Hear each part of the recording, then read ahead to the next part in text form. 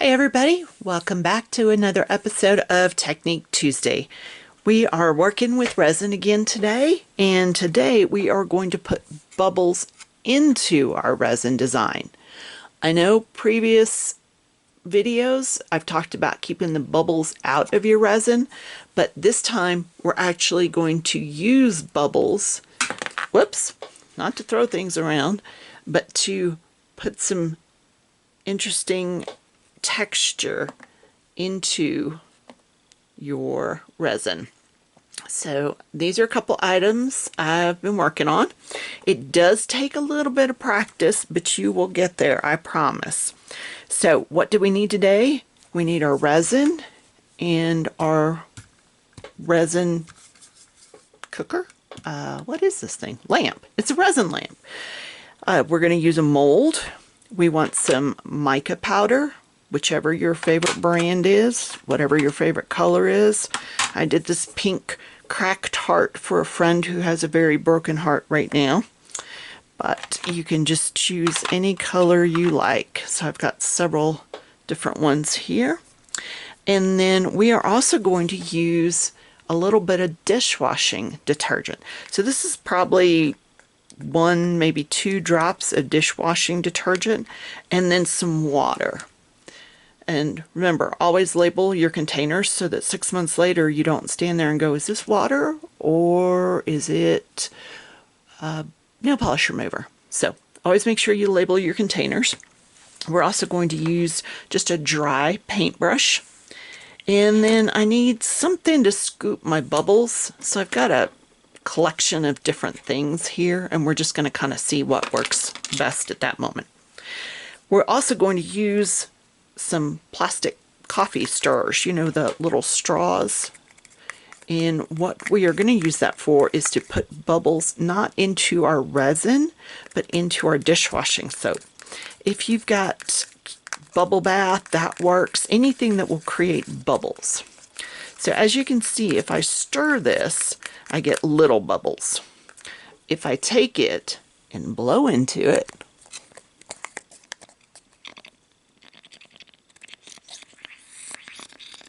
exhale, don't inhale, I get bigger bubbles.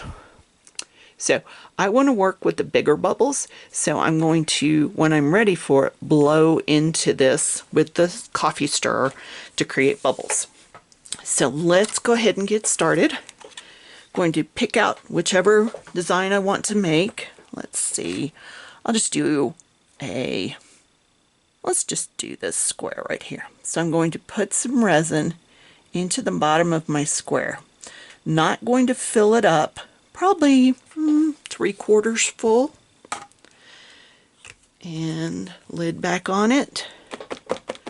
Tap out or pop any air bubbles that come up in your resin. Some people use a heat gun. I generally don't unless they're being really awful air bubbles. Just like that one right there. Okay, well, let's see if I can move it off to the side. Okay, got it. And then I'm going to take my soap, blow my bubbles back up again.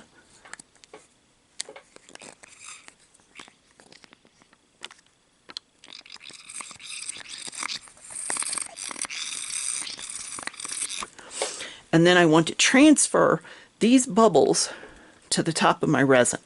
And that's why I said I've got a variety of different things to use that I'm going to try to do this with, because it's not as easy as it sounds. Just takes a little practice. Okay, so that wasn't working.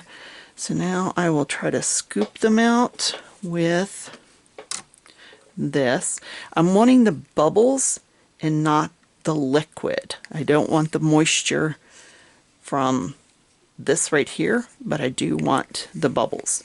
Now, admittedly, you're going to get some moisture, but I just don't want to scoop all of this out of here. Looks like I'm going to need more bubbles.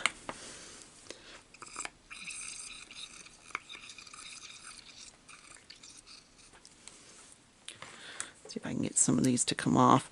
Sometimes they're more cooperative than others. And of course, When bubbles are on TV, they want to be uncooperative, or on video, sorry. We're not on TV. So I'm going to place these bubbles just right on top of that wet resin.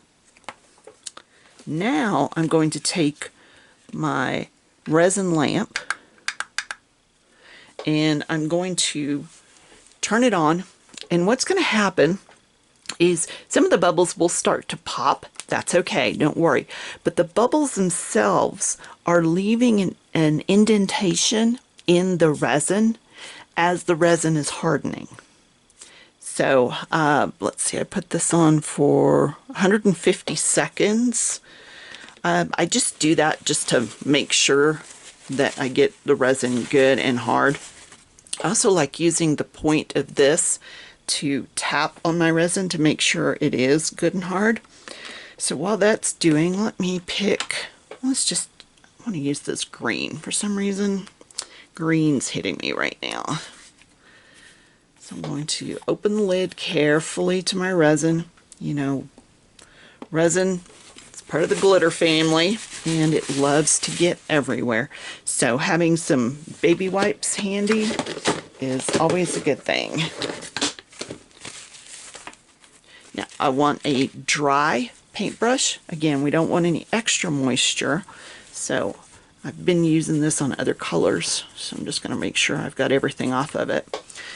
And I'm going to put a generous amount of the mica powder onto the back side of the resin where all the bubbles are. So as soon as this is done, whoops, forgot to turn my phone off. Shame on me. As soon as this is done, I'm going to take my paper towel and I'm going to wipe off any of the bubbles or any of the moisture that's still there. Then I'm going to paint the back side with, like I said, a generous amount of mica powder. And then we're going to fill the space up to the top. So we only filled it with resin about 3/4 full. The next time we're going to fill it all the way to the top. So that it's going to be resin, mica with the bubbles, and then resin on top. And that's what gives you this encapsulated resin, or excuse me, encapsulated mica powder in the resin. So that's the longest 150 seconds of my life right there. I'll just kind of, there we go. Okay, so you see not all the bubbles popped. I'm going to test it, make sure it's good and hard. It is. So now I'm going to gently wipe off any of the extra moisture that's still on there, kind of pat it. And if you can look and see, it's about as cratered as my face when I was a teenager. So look at all those cool little bubbles we have in there. So this is looking good. All right, take as much moisture out of there as you can. Take your mica powder. Like I said, generously put it into these bubbles, into these recessed areas. Go all the way to the corners.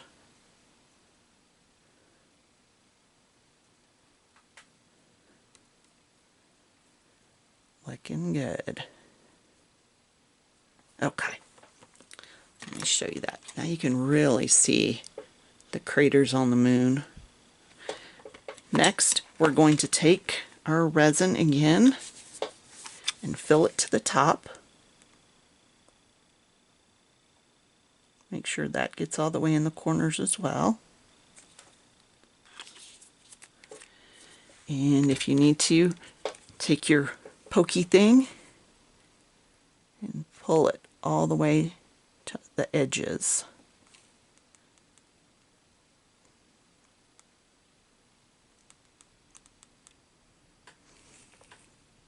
Come on, there you go, all the way. Tap it, heat gun, whatever you need to, just to make sure the resin doesn't have bubbles in it. And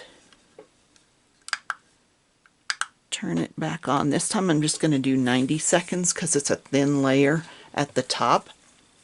Once it's done, I'm going to pop it out and flip it over so that the front side is facing up, and I'm going to put it back under my heat lamp. That way I make sure that it's cured all the way through. So we'll just wait for these 90 seconds. Meanwhile, clean up a little bit, put the lid back on my mica powder so we don't have a bigger mess. And still got a little bit of bubbles in my bubbles container, so I could use that again. Kind of running low after that, so might want to put a little bit more dishwashing liquid. It doesn't really matter, brand, color, makes absolutely no difference. You just need something that's going to create a bubble. So if your kids have bubble bath, or you have some bubble bath, or you have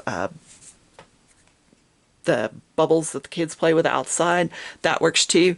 It was just convenient and handy to run and grab the dishwashing soap. So make sure I clean off my dry brush if I'm going to use a different color. And there we go. Turned off. Look how pretty that is. It's still going to be a little bit warm, so be careful, don't burn yourself. But I like to just kind of pop it out on my mat.